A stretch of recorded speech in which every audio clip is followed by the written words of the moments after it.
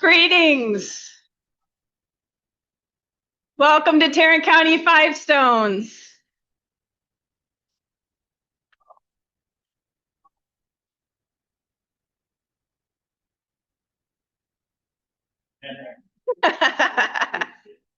There's our notice. No, I can't go. Oh, there we go, yes. All right, if you haven't gotten food, please feel free to continue to get food. We want to thank Catering to Love for providing the food today.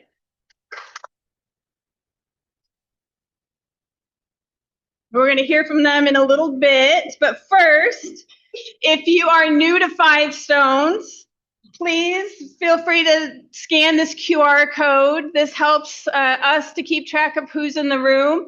It also gives you a chance to get on our email list if you would like meeting reminders and to know of upcoming announcements and things like that.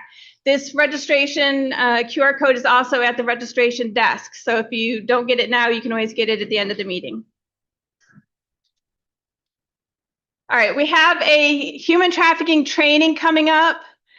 This is not open to the public, but if you are law enforcement, a prosecutor, an analyst, an advocate, CPS, or a nurse, then you are able to sign up for this training. And if you are one of those groups, then I highly suggest that you sign up for this training. It should be really good. This speaker goes across the nation doing this training, and he is coming here to Fort Worth and talking about IMBs.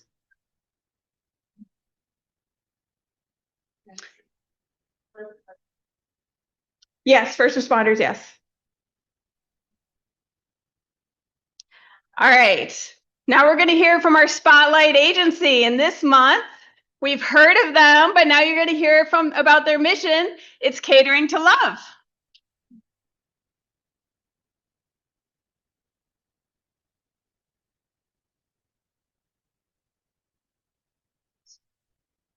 Oh, you don't need it.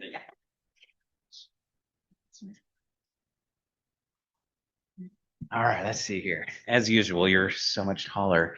Let's see here. How you guys doing? Great. You know what? God is good. Thank you guys so much for inviting us out and letting us be a part of this I don't even know how many years we've been doing this together. But I wanted to spend a quick moment here. Y'all obviously know we do food, right? Our purpose on this here is to multiply kingdom impact. That's finally what it is. Whether you're a faith-based organization or you're just doing good works in the community, we hate to see y'all going out and paying money in the for-profit sector of that hard-earned money that's hard enough to come by, and it just goes to a Lamborghini bill instead of the kingdom impact part of it. So that kind of got us started in what we're doing right now. But as you've seen through our service here, we love being a part of the service and what's going on. We believe that everybody's an image of God, and any show that is like this here, it's God's show, and we need to show up. That's where our heart is. So with that, y'all know we do food, but we're not just catering. That's kind of what I wanted to key in on. If you guys are doing any events out there, if you're appreciating volunteers, or if you're reaching out to a couple of survivors and we're just doing a really intimate night together where we get to chef up, I mean, check it out. We can dress it up. We can do the whole bow tie thing and all that too, right? We've done quinceañeras for foster gals. We've done a prom for a Make-A-Wish scenario from Buckner. That was an eye-jerking one. She just wanted a prom and to see the beach before she went to be with the Lord. And we had the honor of joining her and making that a very special moment. Here's my thing, guys. A lot of you guys are passionate about what you do and why you do it. You would not be here if you weren't here for a reason. All right? So finally, when you take the moment to get into other people's lives and invite them into an event that you're doing, we want to join you and make that moment special. It should not be a pile of food sitting on a table. That's how we feed our dog. It should be a moment where we can have relationship and presence with those that are there and uplift them like a child of God, like they really are. That's why we exist. And if you guys are doing stuff where you're bringing people in, we want to be there with you. So I invite you to join me at my table over here. I got cards and stuff, how we can connect. We are here to serve you. We are a nonprofit. We're not out for the money. We're out here to serve. Additionally, you can see down here if we're having some fun, we bring out games and such. We got our cotton candy machines, that popcorn. My challenge this year is to all of y'all, if you can find me a better, cuter picture of popcorn eating in progress there, you win. But the thing is we're not just that, right? We can do wedding cakes, we got limos, we've got folks that do caricature, we got harpists, we got all kinds of things that can take an event to a whole nother level. We got experienced coordinators that know how to connect those dots. We're there to serve and be a part of what you're going on. I invite you to invite us to join y'all. Thank you guys. Thank you.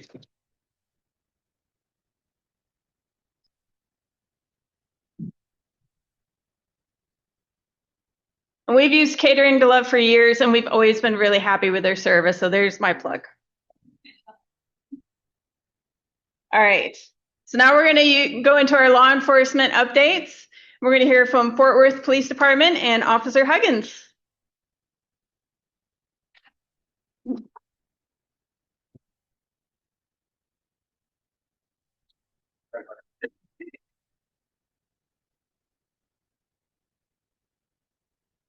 Man, everyone's short. I'm Officer Huggins. I've been on, I don't know, 6 months, 8 months, I don't know, something like that.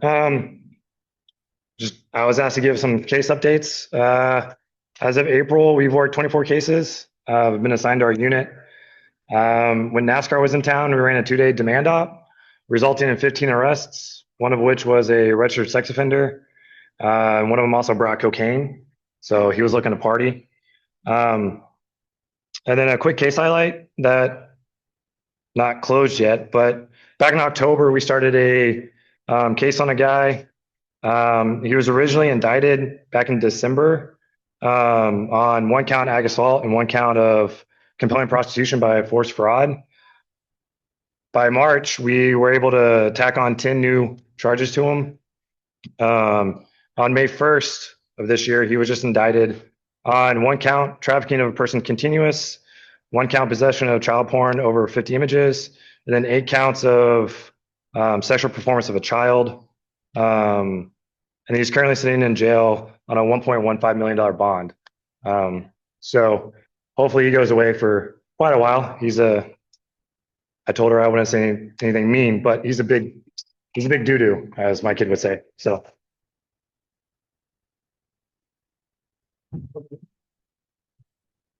Thank you.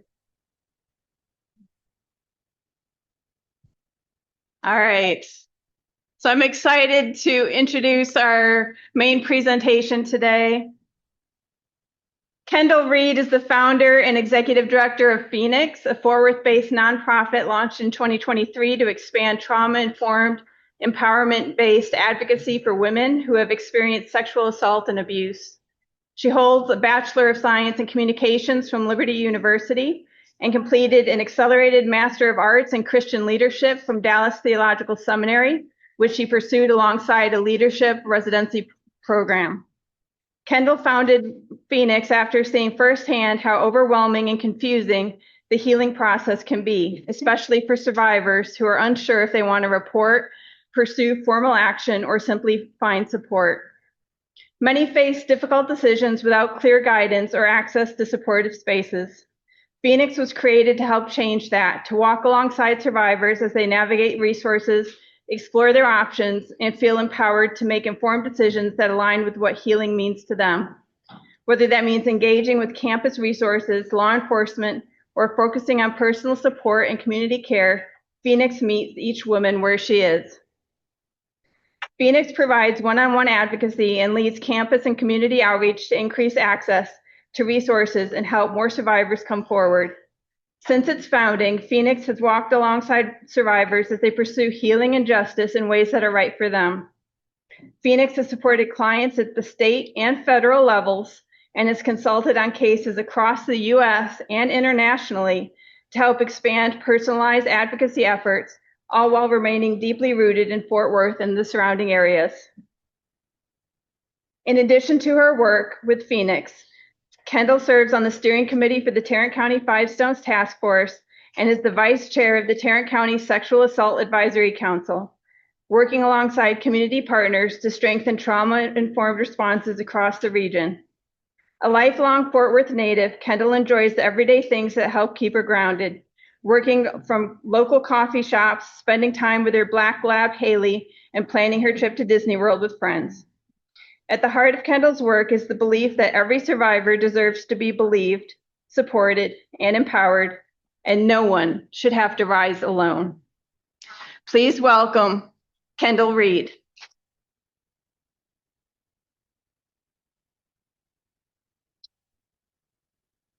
And moderating this talk will be Carrie Grace, who is one of our Five Stones community leaders.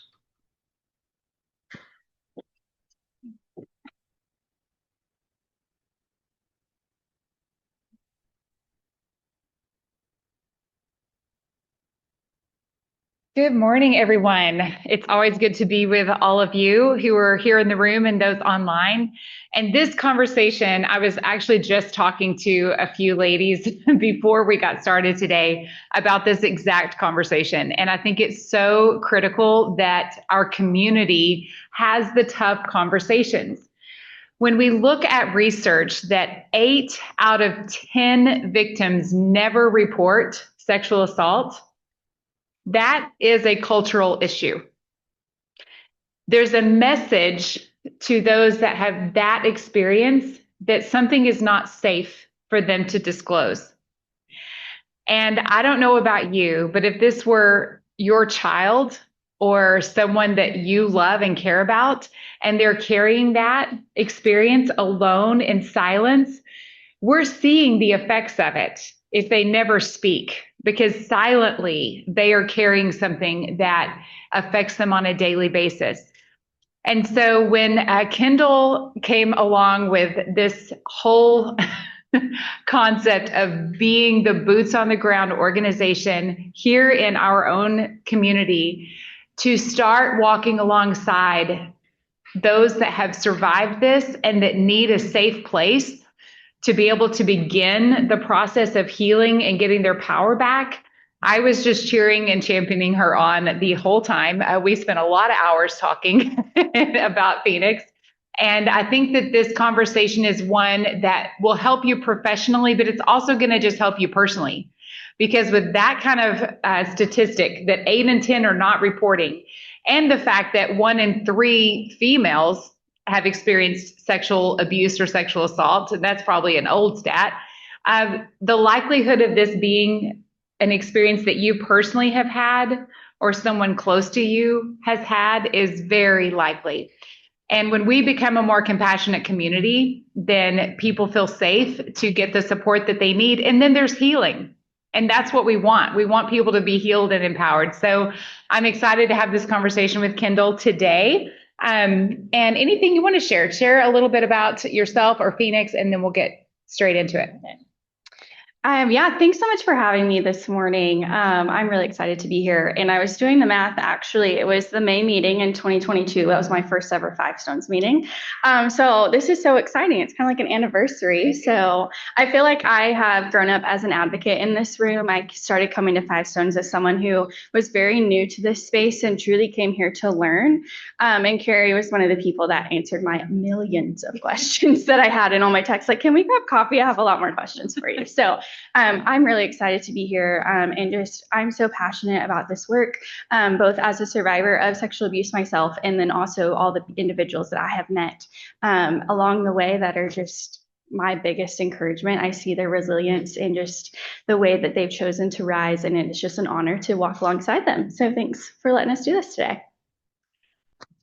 Awesome. Okay, we're going to just dive straight in because we don't waste time here at Five Stones.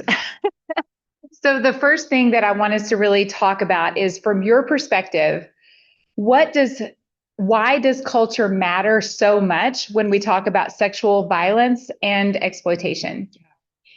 I believe that culture makes or breaks someone coming forward and getting resources and healing, or someone staying silent. And what I mean by that is, are we a culture that protects perpetrators and makes it easy for someone to hide, or our conversations are supportive of perpetrators, or maybe the questions we ask are more in line with protecting them instead of speaking out and supporting those who've experienced sexual exploitation and sexual violence? And so I believe that if we're a culture that, like in this room, we're a culture of individuals who stand up for this injustice, right? whoever, if you're an advocate, you're law enforcement, you're a concerned citizen, you're prosecutor, we have so many different agencies represented here. And so we in this room are a culture of individuals, right, who stand up for this. But our culture and our community at large, I would beg to differ. And I don't say that people are intentionally trying to damage this culture or trying not to walk with survivors. What I'm saying is we have both explicit and implicit bias that cause us to not stand up for someone, or cause us to say something that we're blind to that can cause someone to not feel safe to come forward. And when someone's not safe to come forward, what do? They stay silent. Yeah. For years. Sometimes it could be weeks. Sometimes it can be years. Sometimes it can be decades. We'll get into this later, but I have a story of someone that I met, and it was almost 60 years from when they first experienced sexual exploitation as a child before they ever told anyone. And so that's what I mean when the culture around individuals who've experienced sexual violence or sexual exploitation matters so greatly, that it is a culture where they feel safe and valued and believed from the very beginning, maybe even before they've experienced their exploitation. That would be amazing, but definitely after. And I think too, like when I think about the cultural norms that we've just accepted today, and the music that we listen to, the way that pornography has slanted toward assault and aggression and violence, it becomes something that we get desensitized to. But the reality is, if you've ever read the book, if you haven't, then I'm going to just keep recommending it. The Body Keeps the Score is such a powerful book, and I call it the trauma Bible. It really is helping you understand how trauma affects people. And in that book, the author says that the only population that experiences PTSD at the same level as men who have participated in combat war are those that have experienced sexual abuse or sexual assault. So this is something that has a huge impact on an individual for potentially their entire life. And yet they don't talk about it. And if you've ever been around, if you had a family member that did participate in war, do they ever talk about it? Right? These are the two populations I would say are the most desperate for healing and for freedom. And yet the silence is truly deafening. And so I want us to, again, approach this with such compassion, because we will excuse so many things just because there's a cultural norm that we've accepted, right? And well, it's not that big of a deal. And oh, she probably, likes that, or she asked for it, or she dressed a certain way, or, right? And these are narratives that are common in our culture. So then for those that have experienced this, they may be carrying a mixed message within themselves, right? So I think that this is kind of a cool approach whenever you look at what Phoenix is doing. When Phoenix says community outreach is prevention, even though that doesn't look like maybe the traditional definition of prevention work, what does that mean? So at Phoenix, we work with individuals 18 and older who've experienced sexual assault, sexual abuse, sexual harassment, dating violence. So we primarily work with college-aged women. And so with national statistics, it's likely that they've already experienced sexual violence by the time they've already gotten into college. And so our term of prevention might sound different. I think definitions are really important in this space, so we all know what we're talking about. And for Phoenix specifically, when we talk about prevention, we want to prevent someone from staying silent if they've experienced harm. We want to prevent someone from not getting resources.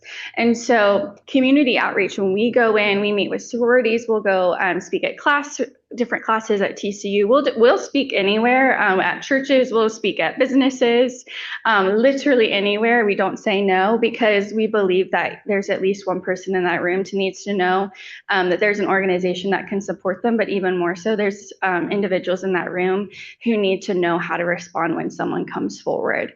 And so when we talk about prevention, We want to meet someone exactly where they're at. We want to explain what working with Phoenix is going to look like. We want to lower every barrier to entry that we possibly can. We don't, and this might be controversial, like our website, when we even have an intake form, we want to meet with them individually. We let them connect with us on Instagram DMs, text messages, phone calls, you name it. We've had friends connect us. And so we want to lower all those barriers to entry for someone to get services. We do not want a way to connect to us be a reason that they don't come forward. So our primary demographic that we serve are non-reporters. They're almost every single person that has ever come to Phoenix said I was not going to report. And sometimes they don't necessarily report, meaning report to law enforcement or report to campus resources. And that's okay. We meet them exactly where they are, like I keep saying, and that allows them to feel safe. It allows them to feel empowered to make the choices. The number one reason someone doesn't come forward is they're not going to believe or going to be believed is what they think. And a lot of times that's true from a lot of people in the community. And secondly, it's because they don't know what the process is going to look like. They're afraid they're going to lose the control. They don't know, are they going to be forced to go to police? Are they going to be forced to make a report? Are they going to be forced to go public? All of that. And so that's the prevention that we want to step into. We want to prevent someone from being held back by unknowns. And I think that's super important and powerful. And prevention work, preventing someone from experiencing sexual violence is absolutely important. That's just where we start as an organization, is preventing someone from having to stay silent. Yeah, I would love that too. If we could just prevent it from ever happening to begin with, would be ideal. And I was at a church just a couple of weeks ago training their staff. They had probably 70 staff members, and we were just doing a human trafficking training. And this one woman stayed afterwards and wanted to visit with me, and she disclosed that she had experienced that ongoing. And she hadn't told. And here she is working on a church staff, and yet she has no support for what she's been through. And so, I'm grateful that I was able to be there because I could connect her to resources and get her some help. But there are so many people that are trying to still live their normal life and go to work and do the thing while they're, broken inside and not getting really the support and help and healing that they need. Okay, so let's talk about the culture issue. What are some of the most common cultural responses that you see that unintentionally protect the perpetrators rather than support those that are harmed? I think my first response is typically when I do a training or an outreach event, or I'm just talking with someone about the work that I do, the number one question I get is, how do you know that the clients you serve are telling the truth? Like, do you believe them? So if that tells you something about our culture and what we're experiencing and what those who've experienced sexual assault and sexual abuse and sexual violence are experiencing from a community level, that's a pretty good example. And it's really interesting when I always say, yes, I believe them. And something that I always challenge someone when they ask me that is, what does someone gain by saying they've had that experience? If you've walked that path, it is not an easy path. It's not a path that a lot of people would say it's not even worth it. I'm not that person, but it is brutal, especially if you choose to go the long route of going through law enforcement and different things like that. It is brutal. And so a lot of times when someone's asking me that question, I assume, and sometimes I'll ask, but that they haven't gone through that process. So that's number one. No one gains anything from saying that happened when it didn't happen. And I personally have never met someone who's made a false report. And I talk with individuals almost every day. And so I would say that's the most common cultural response. I would say also, just like you've already mentioned, Carrie, the culture that we're in, the music we listen to, the TV shows, different things like that. We still live in a world where we believe perpetrators are strangers, people hiding in bushes, someone distant.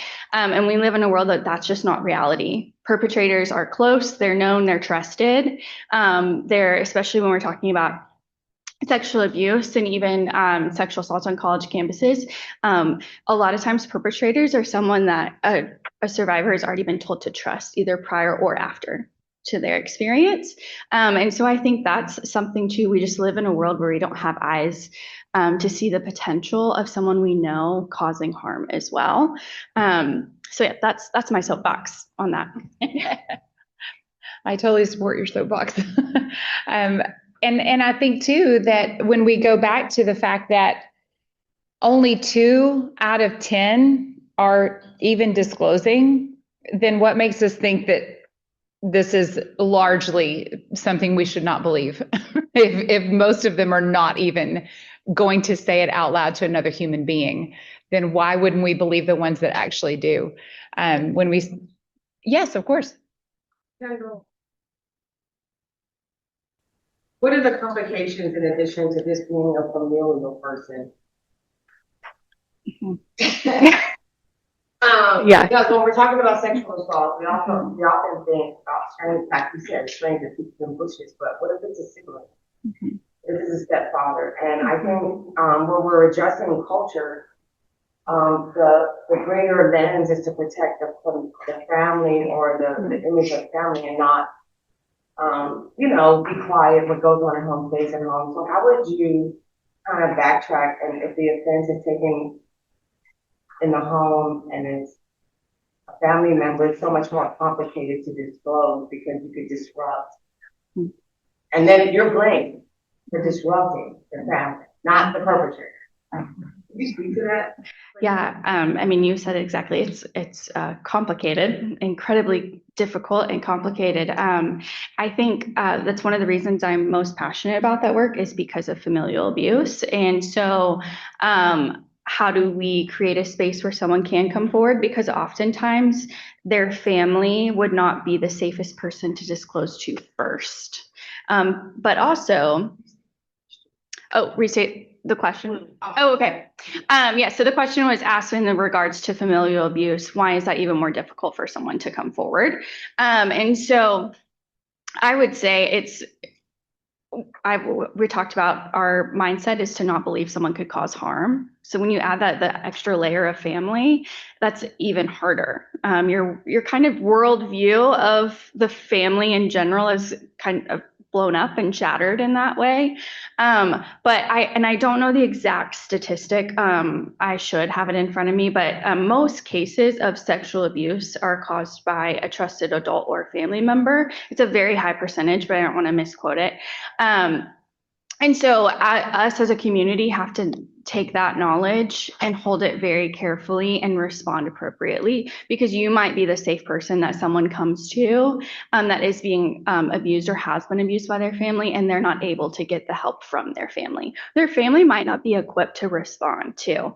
Parents are not experts naturally in responding to this. This takes training and hours of learning. And so I think we also have to have grace with that, absolutely. But if we know that the family is going to have a difficult time responding, then we as a community need to step up into that role and care for someone. Absolutely. I'm glad that you brought that up. I think that is a very complicated area to get into, but I think it is very prevalent and very common that those things are happening within families because of access. It's just proximity. And this was, again, from my story, and those of you that have heard me speak and share, the victims of my father's in prison now and will be the rest of his life for ongoing sexual abuse of children. And his victims, the youngest ones, they did give an outcry at church. And the church then went to him, to my father, to validate the story, and they didn't believe the kids. So then they were put back into a very dangerous situation and continued to be abused. And that's why whatever sector you happen to be in where you have influence, when you have this information, this education, this awareness, then you can carry that into these settings And again, they didn't know what they didn't know. They weren't equipped, like you said, to know how to handle that. But any place that you have authority or influence, I would just encourage you to educate yourself, because if someone does give that kind of disclosure to you, and then you have to carry the guilt of responding in a way that left people vulnerable for another, 8 years, that's a lot to have to carry. So that's why I love what she's doing in training and educating the community. And we're going to give you opportunities for that, for any groups that you are a part of that you would like to offer this training to. She's going to be able to help you with that. Okay, so how do our everyday reactions to news stories, disclosures, or even social media commentary shape whether someone feels safe seeking help? I think this is probably the most important thing. If you are, you're full from lunch and you're zoning out, this is the one I really want you to tune in for. Our simple responses to what someone says, or the words that we use, or to respond to a joke or a news story, or maybe something we share on social media, can make or break someone feeling safe to come forward. I want that to sink in. And I'm saying that as someone who has done that really well, and as someone who has not done it well at times, and someone who, as a survivor, has also not gone forward for a long time because of how people responded to that. I don't remember exactly what story it was, but it was one of those: a politician was running for office and someone came forward with saying they had been sexually assaulted by this person. And I distinctly remember someone that I very much valued and trusted in my life said, "There's no way that's true. That's what people do for attention." And I was in high school at the time. I still hadn't come forward to anyone. And I said, "Well, I won't be doing that for a long time." And that was the internal dialogue. And to that person, their response was just a normal response to a news story. But that added layers and years of silence for myself personally. And I know that's true for a lot of the clients that we serve. Even when, as advocates, especially, we can have some hard cases, right? And even just the way our demeanor is talking about our work. What if we're meeting with a friend who they're trying to decide if they're going to tell you about the abusive marriage that they're in, or the abuse that they experienced as a child? Sometimes our demeanor and how our day is going, or the individuals that we're working with, can change if that person feels safe. And I think it's even more important for us to check how we are in those interactions, because I think we have an added layer of being a safe person for those individuals, and an even bigger layer of creating a barrier for them to come forward if we have a poor response. And I think that survivors are very proficient at observing the slightest cues of safety or non-safety. And they are very in tune when something like that, a news story comes, out. They're watching to see, are the people that I might disclose to safe or not? How did they react? And so our actions or reactions are being observed by those that are determining whether or not we are, as individuals, safe or not, or as a community, are safe or not. And so I think about too, there's been, and I'm not picking on the church, like I love church is great. Okay. So don't hear that from me, but I do think that there's been a lot of exposure happening from church, sexual abuse, and that conversation and how we respond to that, the comments that we make when we don't want to see someone we spiritually admired or trusted or respected, have this kind of downfall. Our conversation about that is being observed by people that are like, I'll never tell then, I'll never tell, because that's how people actually feel about those that come forward and disclose, even if they have evidence, even when there's confession.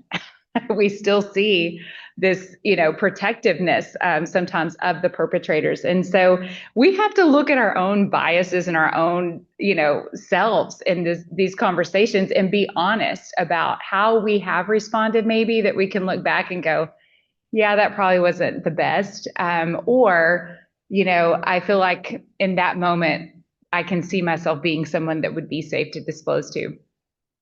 Okay, can you share an example of how a small, informed response from a community member made a meaningful difference? I'm actually going to share both. So I'm going to share a story of when it made a negative response, but then another one that's positive. And so I'm going to use my own story because that's just a little easier for me to share up here. And so I was abused from the ages of 6 to 12 as a child, and I didn't come forward until I was 16. And I say come forward loosely. And so one time when I was 16, I shared a little bit, kind of tested the waters with someone, a church leader that everyone was like, this is a great person. You should trust him. They're always there for you. If you grew up in the church, you know, your youth leaders you thought they walked on water. And that's how I viewed this person. Absolutely. And so I shared that information with them. And they didn't really do anything.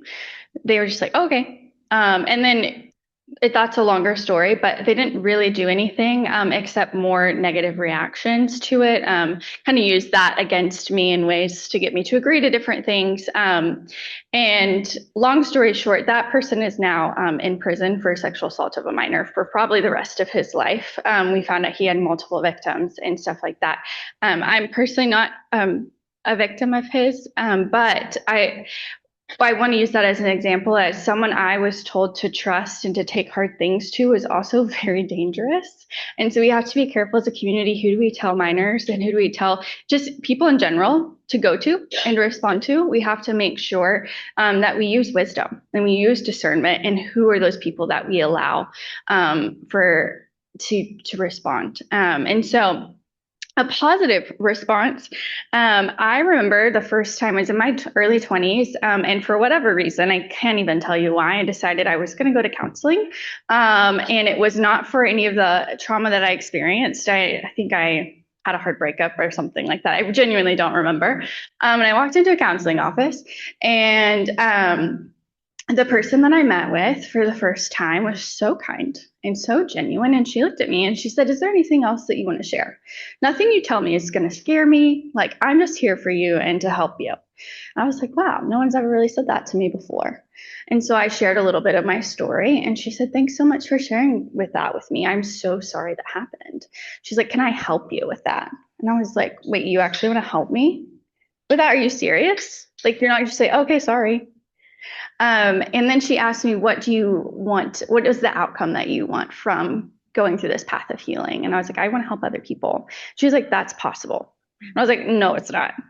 I think I spent a long time believing that it wasn't possible.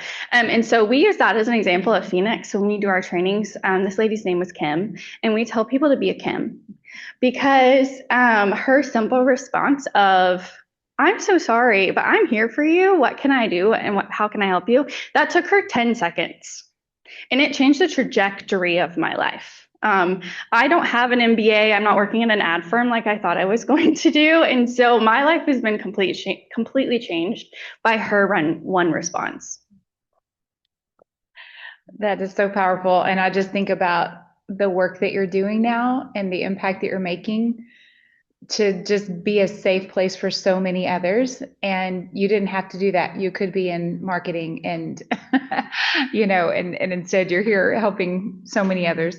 Okay. So this audience here, we are typically talking about things focused on anti-trafficking. And yet today we're talking about sexual violence or assault. And I'm curious to you, where do you see that overlap between sexual violence advocacy and anti-trafficking efforts? I think this is a very important question. Personally, I think the intersection is I have never met a survivor of trafficking that didn't experience sexual abuse as a child. I haven't, and Carrie and I were talking before, and Carrie has heard thousands more stories than I have, and we both had the same experience. And I think Carrie shared with me, it's 85% of survivors of sex trafficking have experienced abuse as minors. And think of how different if we had our whole community was a place where minors could come forward, and then also young adults in college, different spaces where they could say, hey, this happened to me, and someone said, I'm so sorry, how can I walk with you? Or here are resources. Instead of that person experiencing that, and then we just compound trauma after trauma because they don't have a safe person to come forward to, or someone hasn't spoken up at their school or at their church or at their college or wherever they're at and said, hey, I know someone that's had this experience, or I've had this experience, and there's something different than what you're experiencing right now. There's a different way you can live than in silence. And it takes maybe that one person, maybe they need to hear it multiple times, but could we imagine for a moment how different our world would be if that was the reality for someone as a child? And maybe that could change the course of their life. So I think there's so much of an intersection here, and why I believe in this work so much. And we know that predators prey on vulnerabilities. And this is one of the vulnerabilities that is very prevalent, is those that have already had this broken and this experience in them early on. It's like predators know how to sniff that out. I don't know how else to explain it, but it's just like a sense that they have. And it leaves those that don't get the healing and the freedom and their power back, it leaves them very vulnerable. So I definitely see the intersection. And like she said, I've worked for 15 years in this space, and I've heard a lot of stories, and I just personally haven't heard the 15% that wasn't their experience. Doesn't mean that they aren't out there. I just haven't met them yet. So I think it's probably a safe bet that 85% have had that experience in their past.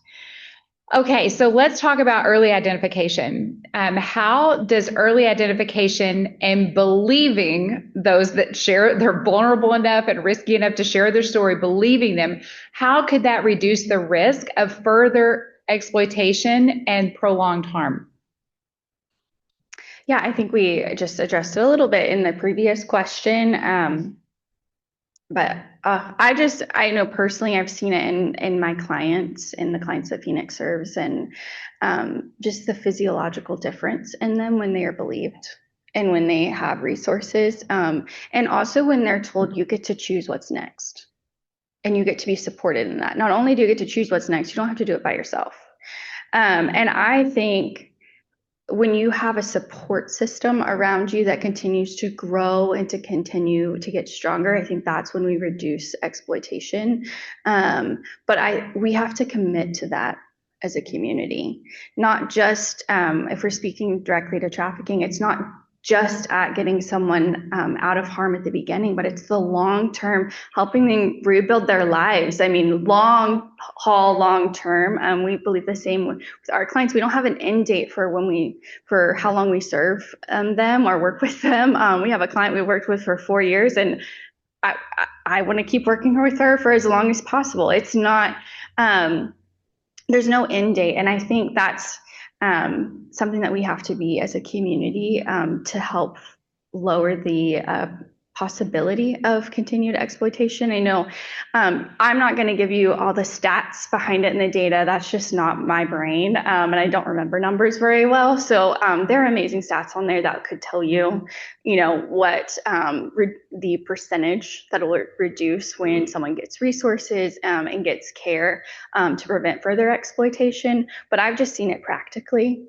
I've seen our college students that we work with look at their relationships different, feel like they finally have a voice to say, wait, I didn't appreciate what my partner said here, or what I was asked to do, or something like that. And even just finding a voice in other areas of their life, not just when it comes to dating relationships or something like that. And so I think we're talking about a holistic approach to reducing exploitation, but I think as a community, creating that stronger support system around someone is one of the number one ways. I love that this room is full of men also, because I don't know if you realize the power and the impact that you can have on someone that has been through sexual assault. Now, again, we're not assuming that all victims of sexual assault are female, because they're not. There's a lot of male survivors as well, a lot. And I would say disclosure is even less for male survivors.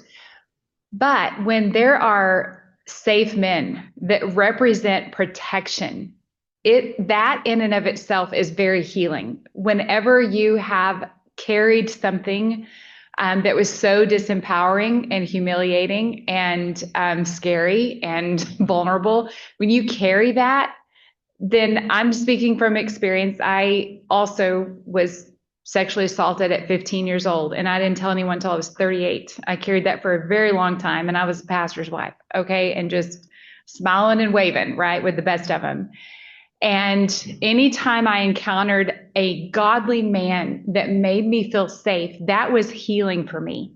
So I just want the men in this room to know that you are representing something to those that are looking, hoping to find what they have always desired to know, is that there are people that have power and strength and authority that are going to use it on your behalf, not to harm you. And so I just want to thank the men that are in this room and for what you are representing, because just who you are and just being who you are is very healing, and it creates that safety.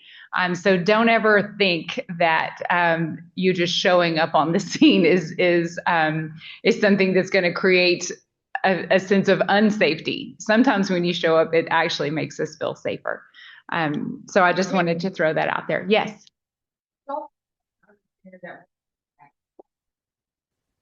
Because as a survivor of both things, women are more brutal than men. In my experience,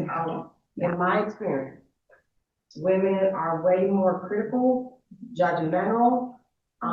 Nobody hits the victim or the whore or the prostitute more than the female that thinks that she's righteous and holy and beyond blame and forgets that she ever had a stench. So I just wanted to throw that out there, because as much as men like Commander Turner and different men in my life has provided space for healing, I think that it's very important for women to understand that when a woman approaches me with grace, not a play on words, it's a very different, there's a welcoming in the sense of being seen in a way that is very different. So I just wanted to put that out there for women, that oftentimes, especially in churches. Yeah. I've left many churches because a woman hears my testimony and assumes I'm trying to sleep with all the husbands. My point is, just know as women that we also need your reconciliatory grace and love and mercy. It means something coming from you as well. That's so good. That's powerful. Thank you for sharing that. And that's where, again, we can be those moments of healing that changes everything, just like her Kim was for her. I had a friend that said to me, Carrie, I'm going to make you dinner, and I just want you to come and you can say all the things out loud that you never said out loud, and I'll be a compassionate witness to your pain and your story. And she was. And that's it. She fed me dinner and she sat and listened. It's not hard. We don't have to have degrees and things to do that. We can just be safe people, right? And people that will make space for other people. Okay, so let's talk about some of the practical things that we want to be aware of. What are some indicators that Phoenix has seen among college-age women, particularly, I know you've been at TCU, pretty concentrated there, that someone may be experiencing harm, even if they don't label it that way or feel ready to disclose? What are some of those indicators that you're looking for? I want to start out, we work primarily at TCU because that's right here in our backyard. The stats that I give are realistic to any college campus. So this is not me specific saying only at TCU. It's just, I drive by it every day. I can't ignore what's happening there. And so that's why we talk a lot about TCU and where we have our most boots on the ground efforts of outreach and advocacy. And so some of the indicators that we have noticed a lot is just a change maybe in daily behaviors. A lot of, we've talked to friends or supporters of someone who has come to our to Phoenix for services, or maybe we have friends that their friend has had this experience and hasn't come to Phoenix, but they, share what it was like walking with them. One of the things we've noticed is they might be more withdrawn, not wanting to go to social events and stuff like that. Something we have to remember, especially at college campuses, is the social construct.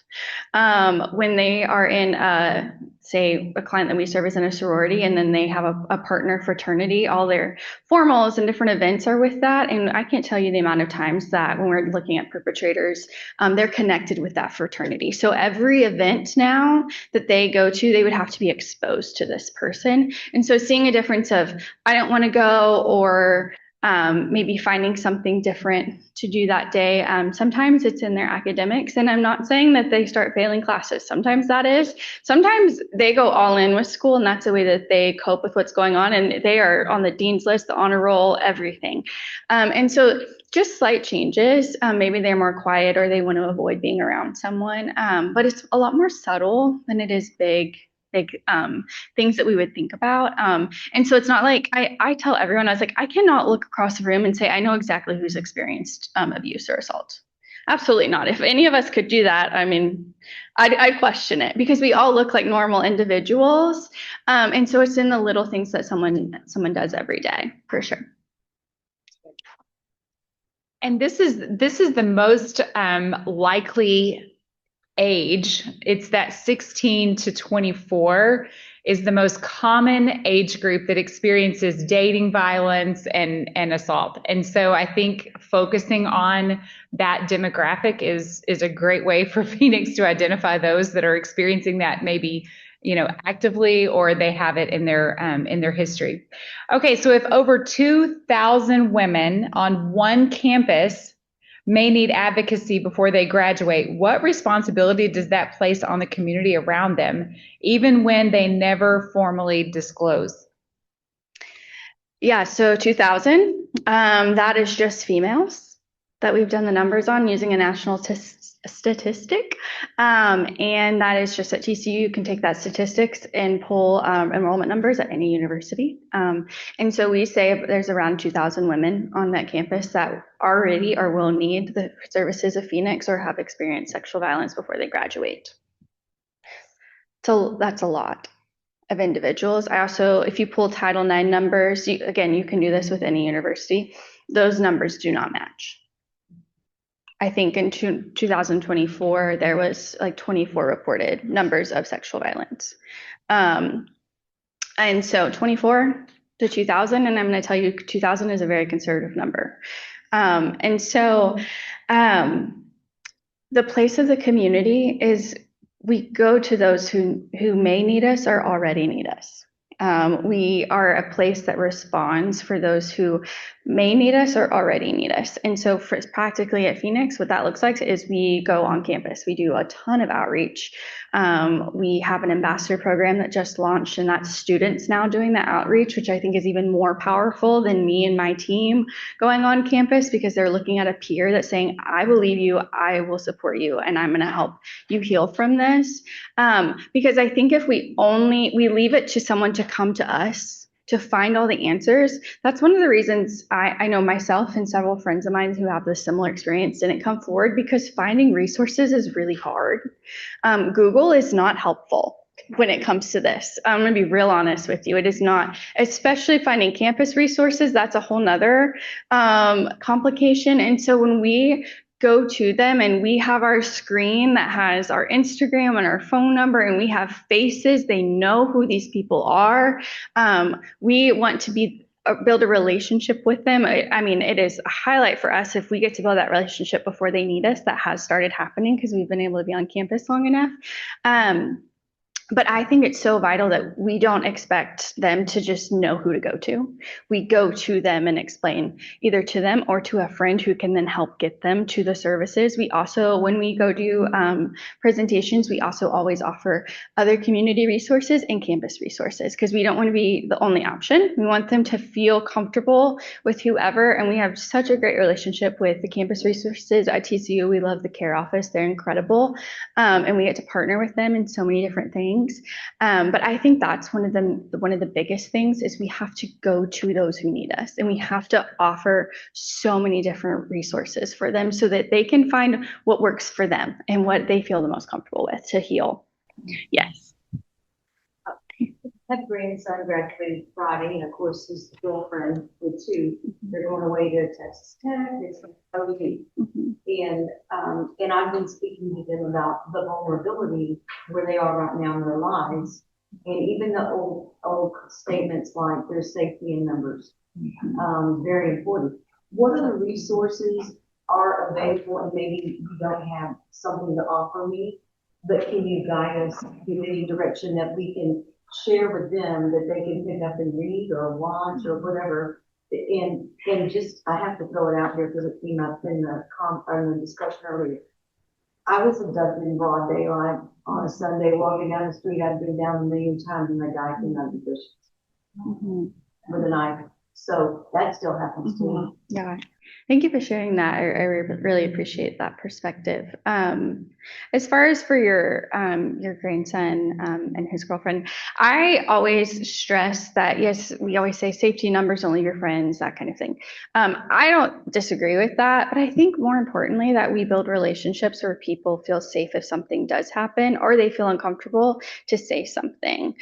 So we want to be, I always tell the students that we talk to, go ahead and have that conversation with your roommates or the people that you spend the most time with. Like, hey, if you're ever in a situation that you feel uncomfortable, will you like come and get me or call me? Like, I will be there for you. Or if something happens, I will help you. That way they already know who is safe and who they could go to. And it doesn't, they might have someone else that they want to go to, but they're already setting that stage. So I tell people it's more important to set yourself up, like as the grandmother, to be someone that's safe for them to come to when they have questions, than only focusing on resources that they could get at their school, which also those are very important. But I really focus on what's a safe relationship for you and them to be able to have that dialogue. Yeah, perfect. Yes, go. One of my great takeaways from your conversation today was when you talked about your therapist and you said she offers help, right, in a encouraging way, right? But the final thing you said, what outcome do you want? That was really compelling for me to hear, because I do run across personally with people that have had sexual assault or something. And I think that's the big piece. Don't jump out there and say, you need to do this, you need to do that. Understanding what they want. And so I wanted to hear, what are the typical outcomes you hear from people who have experienced this? And then what is tips for us in terms of the next step with that response? Yeah, so specific to Phoenix, especially specific to college students, it is very different. I've never had the same student ask for the same specific outcome or resource twice. But I give a scale. We've had someone that they were just concerned about being in the same class with their perpetrator next semester because they're the same major. And actually, that's something that sounds like a really daunting task. That takes us less than 5 minutes working with TCU to make sure that doesn't happen. It's very, very simple, but that is what was causing them the most anxiety, and rightfully so. We've had other individuals that they want to go through the law enforcement system and they want protective orders through that.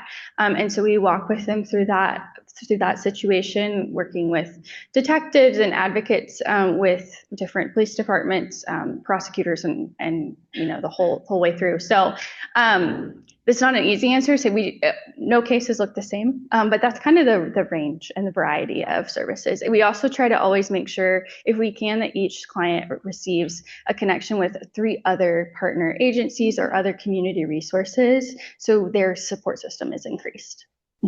Yeah. Yeah. So it sounds like we have a great relationship with TCU. Because I mentor a lot of kids, but I find that a lot of these kids that go to community colleges like TCC, it's very different from having the university life of a big university. It's already a commuter school. So they don't have the camaraderie that maybe being in a sorority or being on campus life with a big football and things like that.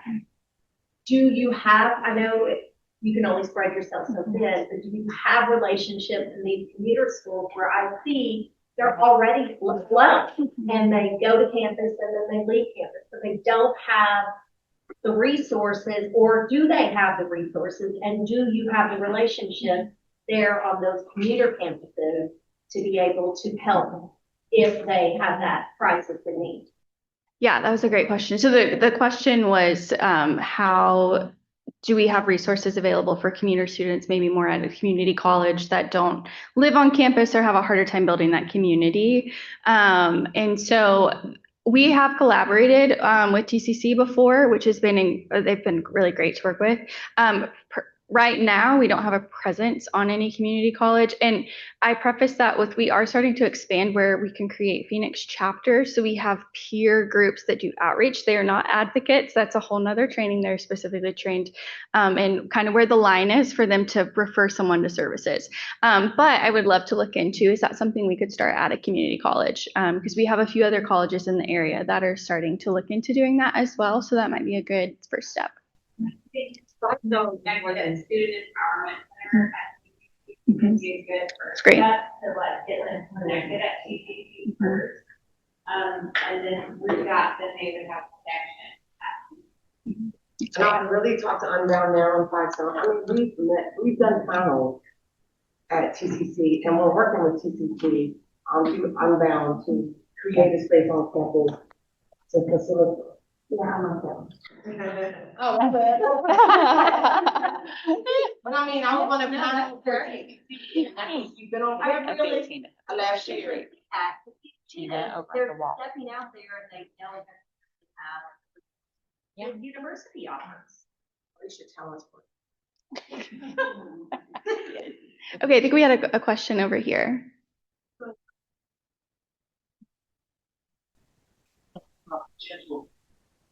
And I work with it's Westland and over in the South area and South. And so, as you stated a minute ago, some of the kids you don't know have been assaulted. However, when you create the gentle brief with them, it's like open up. Nelly would say, I have another lady who told me that her twin was being assaulted, but she never told me anything else. And it was because she went to church, she didn't feel comfortable because of a lot of the kids on the circuit had also touched her as well.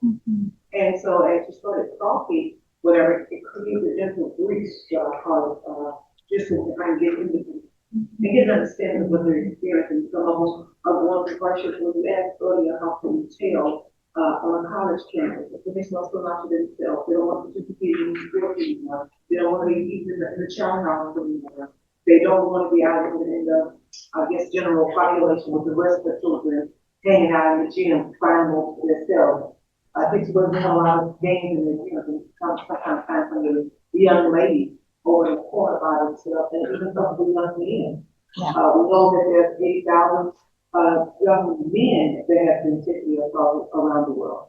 And so we have to figure out how to respond to them as well as the young ladies and create a safe circle for them to respond and make sure that they're the ones who are not telling you what they're doing. But you want them to go home and they're getting up at night and rolling and fighting off predators. And then when you school the next morning, the teacher said that they had kids, they're beginning to fight off predators. And I didn't get a chance to sleep.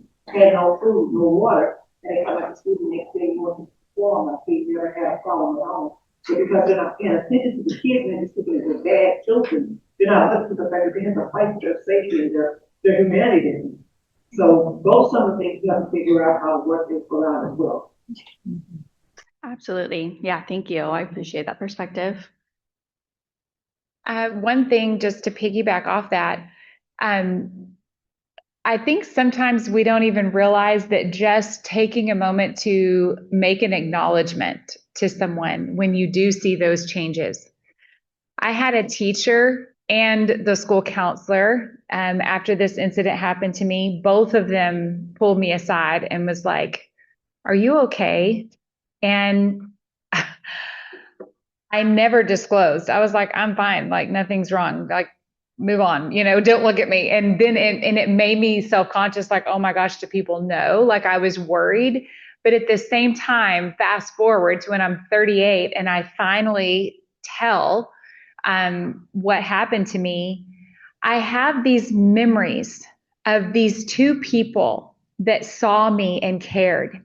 And sometimes when you are finally like opening the can of worms and dealing with it, it's like God is letting you know, I was there, I saw you, and I had compassion for you. And there's these two people. And so you never know what part you're playing in someone's healing journey, even if they didn't disclose to you. You acknowledging and just being that person that sees other people can be part of the healing. And I'm still grateful for them today because they saw me and they took the chance and the risk to say something, even though I wasn't ready. Okay, we've got like about 10 more minutes. So you want to keep going with a few more? Okay. All right, we're going to keep going. And then we're going to talk about some really good action steps. I want to make sure we have time for that because I know y'all are people of action in this room and online. So we're going to give you some action steps. Okay, so let's talk about this. What does it look like to actively fight for those harmed in our daily lives, not just in our professional roles? Yeah, that's, I feel like a big question. Yeah, it keeps going back to, are we a community that supports?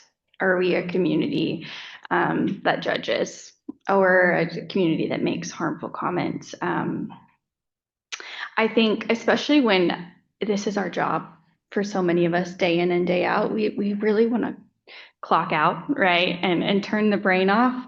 And we should absolutely have that. I'm a big fan of self-care.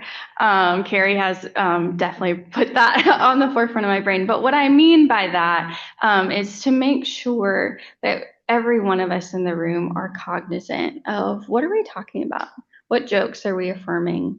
When are we nodding our head in agreement to something that we don't actually agree with because we want to be comfortable and not be uncomfortable? Are we willing, when someone says some false information, are we willing to say, hey, actually, I've looked into this and I've done some research, and here's some information that I found that could spread some truth into a bias that someone is sharing. It really is in the small conversations, but I think even more than that, it goes back to what Carrie said, is, are we someone who, when someone shares something with us, whether it's in this category or not, do we look them in the eye? Do we actively listen to them? Do they know that they have someone that cares for them sitting across the table? And that goes for whatever. We're all going through something, or have gone, or will go through something. And I think that's just a practical example of how to be a really loving, caring community that encourages one another. And so I think sometimes we overthink it. I tell my college students all the time, we have 3 core values. It's to believe, support, and empower everyone that we come in contact with. And so belief is easy. We think, right? We can say, I believe you, but do you believe them with your words and actions, and those interactions following what they've shared with you? And then we also, anyone can believe and anyone can support. And support, we call it the Chick-fil-A method. And that's just showing up for someone. You know their coffee order. Do you show up with Chick-fil-A at their door? Do you check in on them just like you would any other friend on a normal Tuesday? I think we put so much pressure on doing it perfectly and knowing what to say, but we all know the basic principles of how to be a good friend. And that's where this work starts. And so I believe that that's where we can begin. And no matter if we're on the clock or off the clock, I think we can be a transformative community if that's how we start all of our interactions. And it literally can change someone's trajectory, how we handle those moments of potential disclosure, or if we have observed those subtle changes and we don't ignore it. We actually let them know, I see you and I care about you, and I've noticed a few things different about you, and I'm just checking on you. Those little things, they can change someone else's actual life, truly. So it's not a small thing. Okay, so let's talk about, we've talked a little bit about the individual level of what we can do, but what about on a community level or even a professional level? Yeah, absolutely. I think on a community level, we all come to this task force every month. We all get trainings. Share that information with people. Invite someone to this task force. If someone asks, what'd you do today? Like, oh, I learned this information. Start that conversation. You never know the ripple effect from that. You also never know the ripple effect from just letting someone know you care. So I think at the community level, starting there, I also, if someone's interested or wants to learn more about something, be the person that follows up with the information. When you're like, oh, I'm going to text you that resource, I'm going to email you that resource, be the person who emails and texts that. I'm speaking that to myself too. I think I have 100 unread text messages right now. So I understand when some are like, uh-huh. And so be a community that truly follows up and responds with that. And then also, I mean, model trauma-informed interactions everywhere we go. Model that trauma-informed reaction with someone, your cashier at Trader Joe's when you're checking out. Trauma-informed reactions and responses are so powerful. I think people are pleasantly surprised. They're not going to know maybe that you're responding in a trauma-informed way, but it is really powerful when someone is interacted or when they see an interaction or experience an interaction like that. And so take that training that we all have into every space. I think that's so valuable and important. Okay, we are going to get some practical action steps, and I am just going to ask every single person here, you have a community of people that you have access to, whether that's your friends, your family, if you are on staff at a church, or you have, I don't know, a Rotary Club, whatever, it doesn't matter. I just want to encourage you to take action so that we can begin to change this narrative. I would love if we came back next May to celebrate your anniversary again with Five Stones. If we are able to say, oh my gosh, things have changed in our community and in our culture because of the people that were here for this presentation today. So what are some great action steps? And I'm definitely highlighting getting signed up for Kendall to come and do some training. Yes, we love doing trainings. We will do them anywhere. I really want to do a training at a Mahjong group. So if anyone has that, I would love to also stay and play around after. So please, I would love to do that. But yeah, I think no group is too small and no group is too big. And so we also really try to prioritize tailoring a presentation or a training to your community.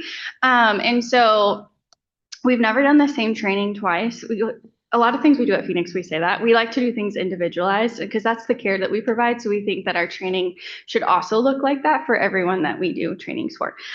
So absolutely, I think that having a training by us, there's so many amazing agencies in this room. We are not the only organization that provides trainings. And so connect, collaborate in this room. I think that's such a powerful, powerful thing.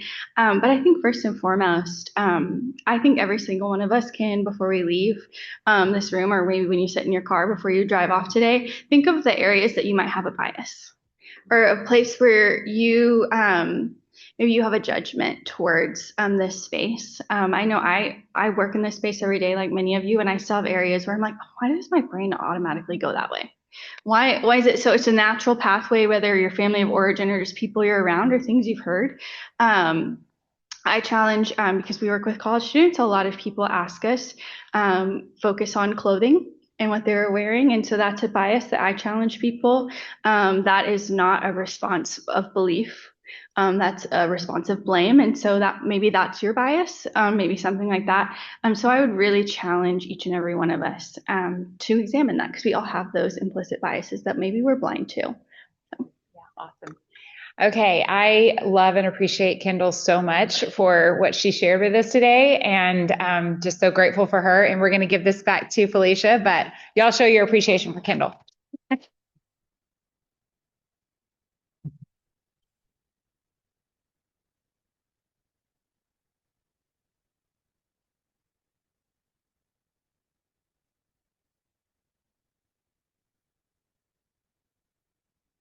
Thank you. That was wonderful. All right. As she said, you've got your action steps. Reflect on your role. Consider how your responses, assumptions, and strength lower barriers or create space. Examine your biases. Use your strengths to create environments where disclosure feels possible. And if you want a training, reach out to Kendall. If you need her contact information, you can always reach out to me. I can get you in contact with her. Thank you for coming out today. We will see you all next month.